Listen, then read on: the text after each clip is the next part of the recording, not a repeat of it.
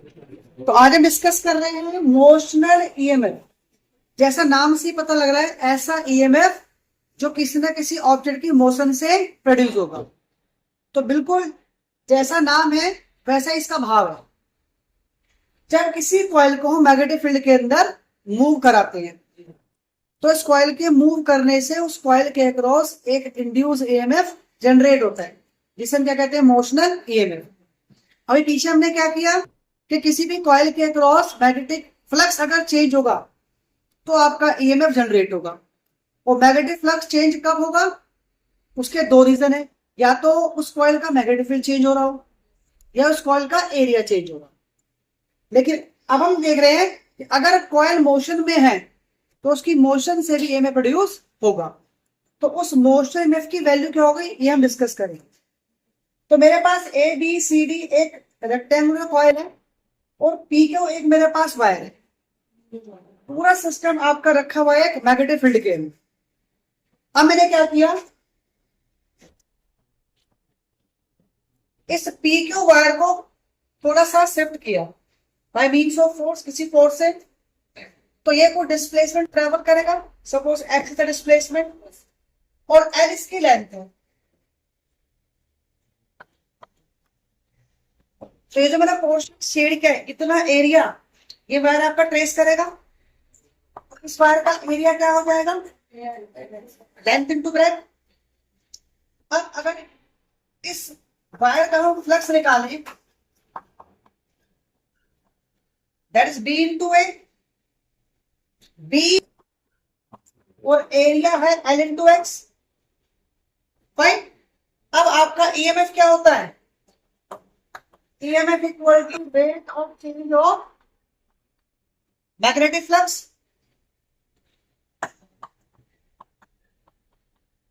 Flux की value मेरे पास क्या है, B इंटू एल एक्स।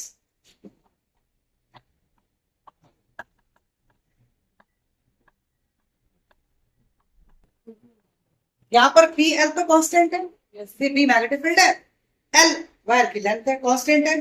तो वेरिएबल क्या हुआ, एक्स। तो क्या आपका एक्स चेंज हो रहा है। And what is rate of change of displacement, velocity.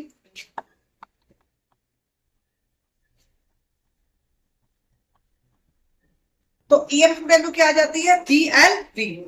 तो ये जो मेरे पास ईएमएफ आया है that is called motional EMF है, जहां पर बी मैग्नेटिक फील्ड है, जिस मैग्नेटिक फील्ड में आपका वायर मूव कर रहा है, एल उस वायर की लेंथ है और बी उसकी वेलोसिटी। अब ये जो इंड्यूस ईएमएफ जनरेट हुआ इसकी डायरेक्शन क्या हो। तो इंड्यूस ईएमएफ की डायरेक्शन फाइंड करने के लिए जो रूल यूज करते हैं that is Fleming right hand rule.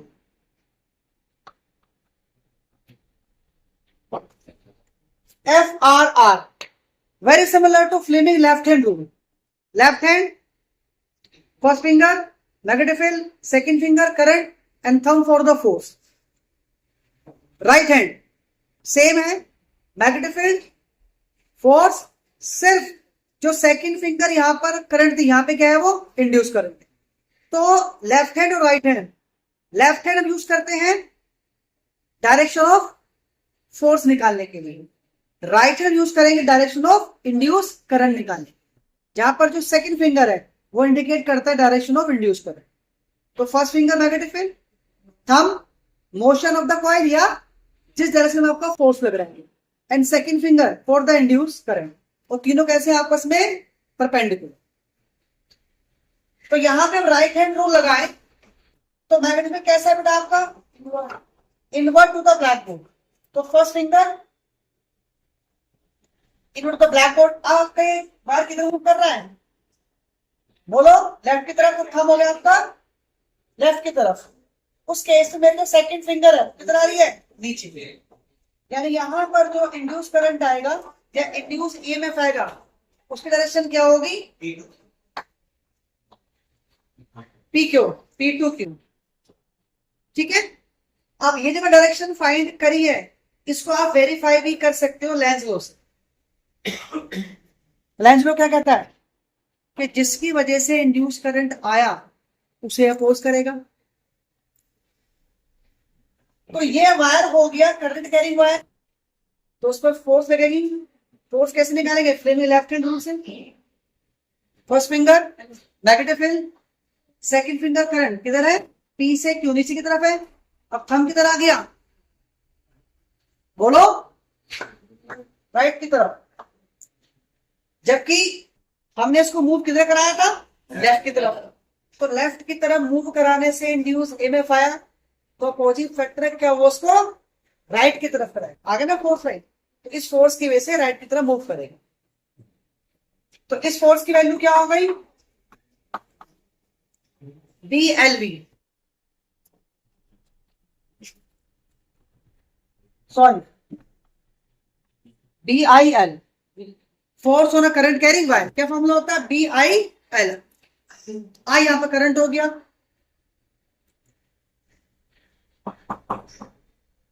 Current की वैल्यू क्या होगी? EMF divide by resistance. EMF equal to potential है, यहां पर वैल्यू पुट करो ईएमएफ की, तो क्या आ जाएगा? BLV। तो यहां से मेरे पास फोर्स की वैल्यू क्या आ जाएगी?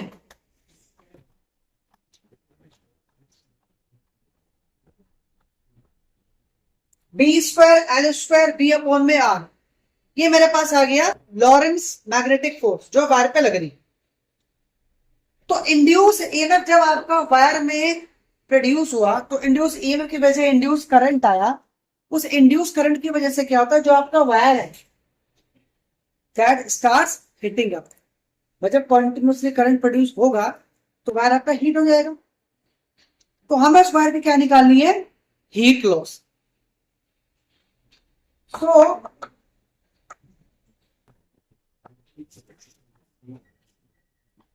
हीट एनर्जी पर सेकेंड, एनर्जी पर सेकेंड क्या हो गया? पावर। और पावर का फॉर्मूला क्या होता है? Force into velocity. फोर्स की वैल्यू क्या है? B² B अपॉन में R, जहां पर R क्या है? इस वायर का रेजिस्टेंस। B आपका और आ गया, तो पावर की वैल्यू क्या आ गई? B²L² B² अपॉन में R। This is called heat energy पर सेकेंड और power generated in the wire. तो this is very very important. Board में आपका क्वेश्चन है 5 मार्क्स के वेटेज से आता है। कभी कभार डायग्राम दे देगा बना हुआ और कहेगा find the EMF produce, Lawrence negative force and the heat energy पर सेकेंड, 5 मार्क्स। या फिर what is motion EMF and derive an expression to find the EMF induced, Lawrence negative force and the heat energy पर second. तो कैसे exam में आता है, लेकिन इसका वेटेज कितना बनता है? 5 मार्क्स। क्लियर है?